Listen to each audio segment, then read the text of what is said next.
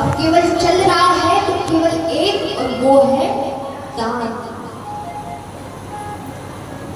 हम कुछ भी कष्ट अपने नष्ट कर रहे हैं, पाप नष्ट कर रहे हैं, किसके माध्यम से? दान के माध्यम से। बाकी तो आप सत्य नहीं बोलते, दया भी नहीं करते, और तब तो अब केवल रह गया दान, और दान के द्वारा ही हम अपने पाप नष्ट करते हैं। हमारी जो जीवन में अनहोनी होती है उसको हम दूर करते हैं।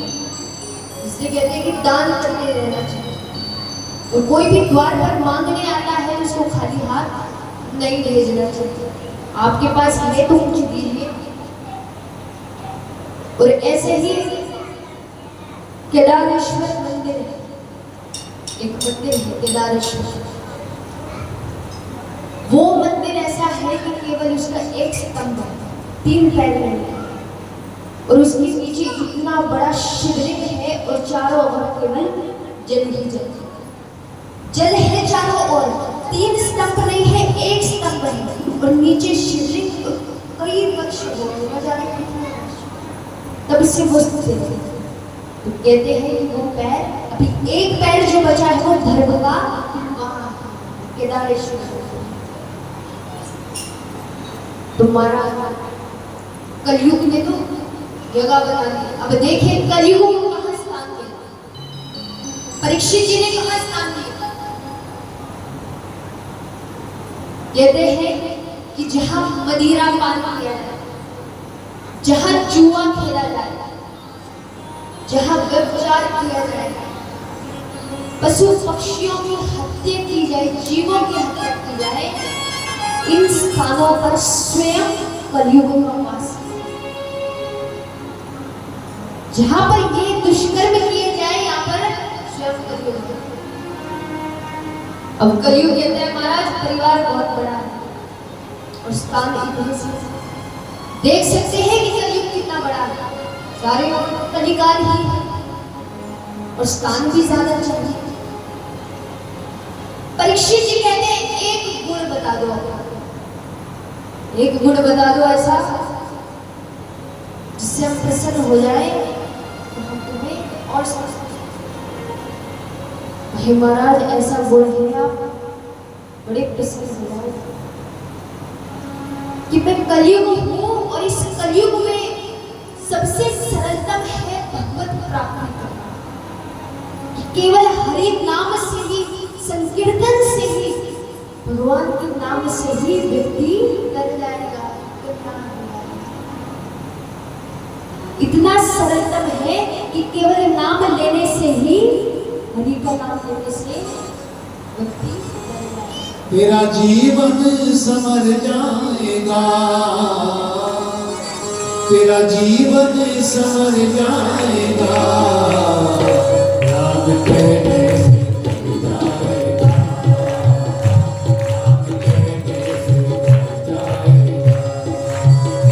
तेरा जीवन संवर जाएगा, तेरा जीवन संवर जाएगा, कृष्ण कहने से जग जाएगा, राम कहने से जग जाएगा।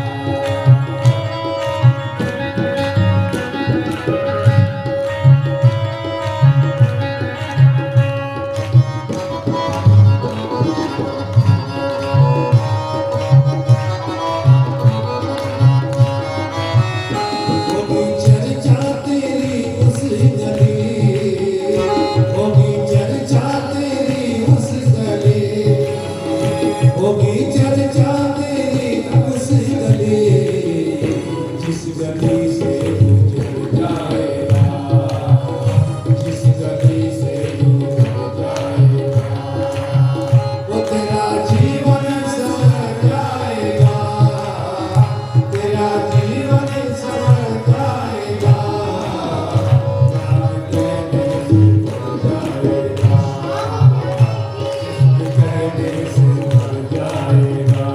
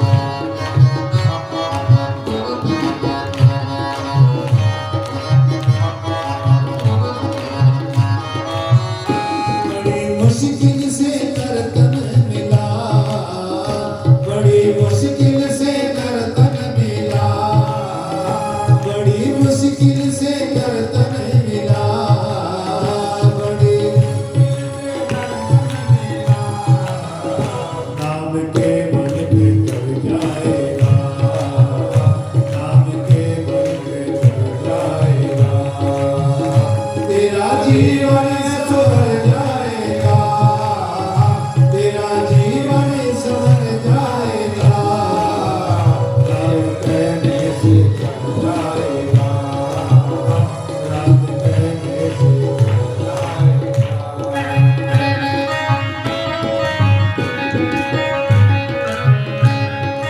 हरि बोल।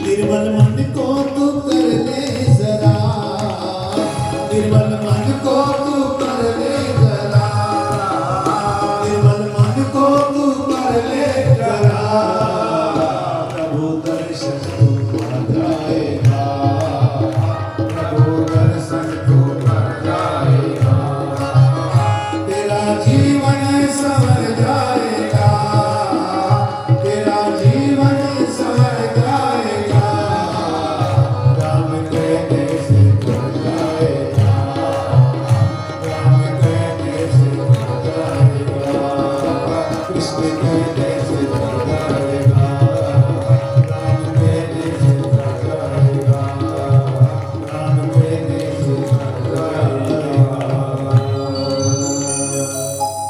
बोले भक्त वत्सल भगवान की जय हो।